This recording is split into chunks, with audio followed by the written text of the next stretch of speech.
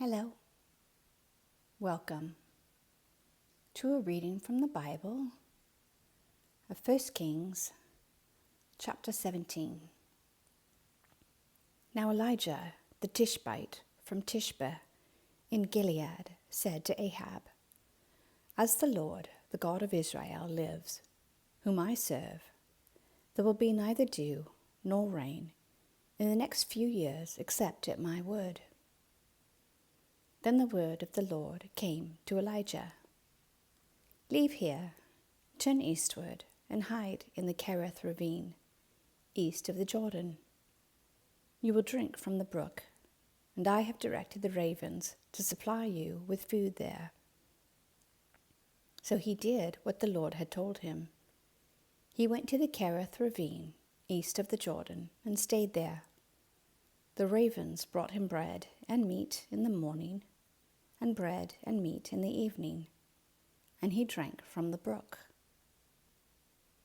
Sometime later, the brook dried up, because there had been no rain in the land. Then the word of the Lord came to him. "Go at once to Zarephath, in the region of Sidon, and stay there. I have directed a widow there to supply you with food." So he went to Zarephath. When he came to the town gate, a widow was there gathering sticks. He called to her and asked, "Would you bring me a little water in a jar so I may have a drink?" As she was going to get it, he called, "And bring me, please, a piece of bread." "As surely as the Lord, your God, lives," she replied, "I don't have any bread.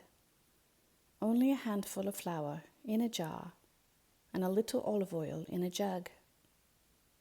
I am gathering a few sticks to take home and make a meal for myself and my son, that we may eat it and die."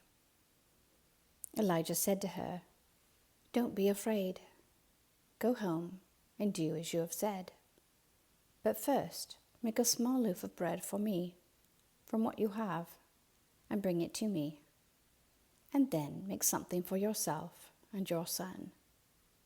For this is what the Lord, the God of Israel, says: the jar of flour will not be used up, and the jug of oil will not run dry, until the day the Lord sends rain on the land." She went away and did as Elijah had told her. So there was food every day for Elijah and for the woman and her family. For the jar of flour was not used up, and the jug of oil did not run dry, in keeping with the word of the Lord spoken by Elijah. Sometime later, the son of the woman who owned the house became ill. He grew worse and finally stopped breathing. She said to Elijah, "What do you have against me, man of God? Did you come to remind me of my sin and kill my son?" "Give me your son," Elijah replied. He took him from her arms, carried him to the upper room where he was staying, and laid him on his bed. Then he cried out to the Lord, "Lord my God, have you brought tragedy even on this widow I am staying with, by causing her son to die?"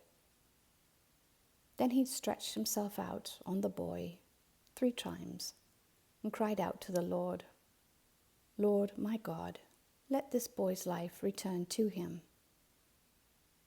The Lord heard Elijah's cry, and the boy's life returned to him, and he lived. Elijah picked up the child and carried him down from the room into the house.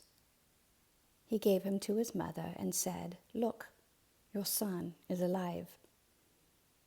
Then the woman said to Elijah, "Now I know that you are a man of God, and that the word of the Lord from your mouth is the truth." Amen. Thank you for listening.